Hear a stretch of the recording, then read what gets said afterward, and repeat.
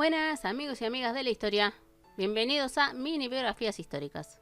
En este video les voy a hablar del sultán otomano Mahmud II. Como verán en la imagen, su vestimenta cambia mucho a cómo usaban los anteriores sultanes, y eso se debe a que es el primer sultán que trata de introducir las costumbres occidentales de Europa. Aunque no es conocido, también fue el sultán que ordenó la disolución de la tropa de élite conocida como jenízaros. En Turquía, también es conocido como el Pedro el Grande de ese país. Esta biografía es a pedido de Murad Yezade. Mahmud nació en Constantinopla el 20 de julio de 1785. Era hijo de Abdülhamid I y Naksidil Sultán. Tuvo varios hermanos y hermanas por parte de su padre, de los que podemos nombrar a Mustafa IV.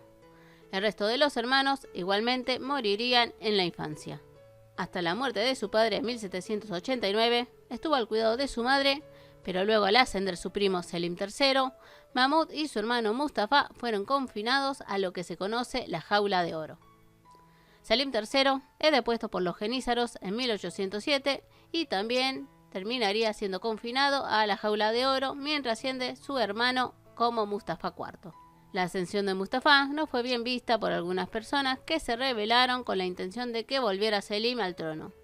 Entonces, Mustafa dio la orden de asesinar a Selim y de paso a su hermano Mahmud para no tener contrincantes, ya que no quedaban más hombres de la dinastía Osmaní. Selim terminó siendo asesinado, pero milagrosamente Mahmud logró escapar y mantenerse oculto gracias a su madre. Los rebeldes lograron en 1808 deponer a Mustafa y encerrarlo, y poner en el trono el 28 de julio a Mahmud, pasando a llamarse Mahmud II, teniendo 23 años.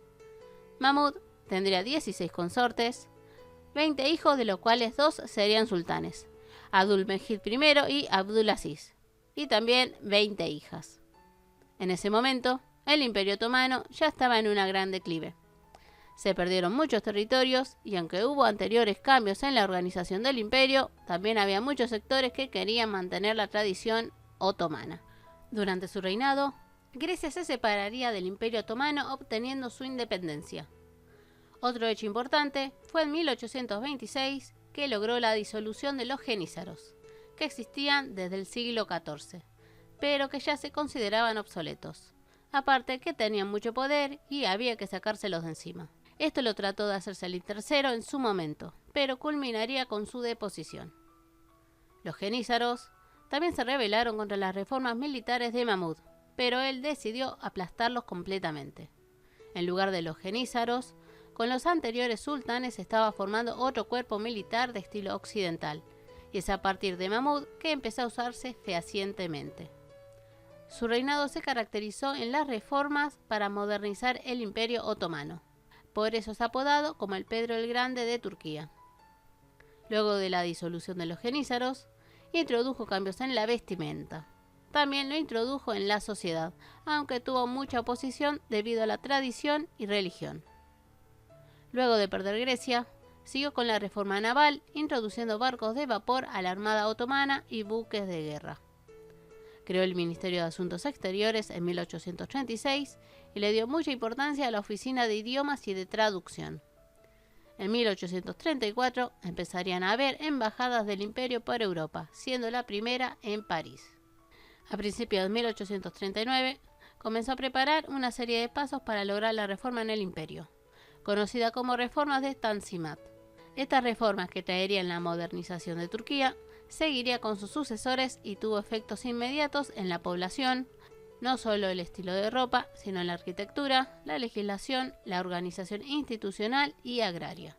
Mahmud no pudo comenzar las reformas, excepto lo de la ropa, ya que fallece el 1 de julio de ese mismo año a los 53 años debido a la tuberculosis, siendo enterrado en su propio mausoleo en Constantinopla, siendo sucedido por su hijo Abdülmecid I. Mahmud II no es muy conocido en el occidente, pero en Turquía es muy querido, a tal punto de llamarlo el Pedro el Grande turco. Aunque trató de introducir algunas costumbres de la Europa occidental, a mi punto de vista es entendible que muchas personas se opusieran. Bueno amigos y amigas, espero les haya gustado el video. Si es así, no se olviden su like y sobre todo de compartirlo. Y si desean alguna biografía, solo me escriben.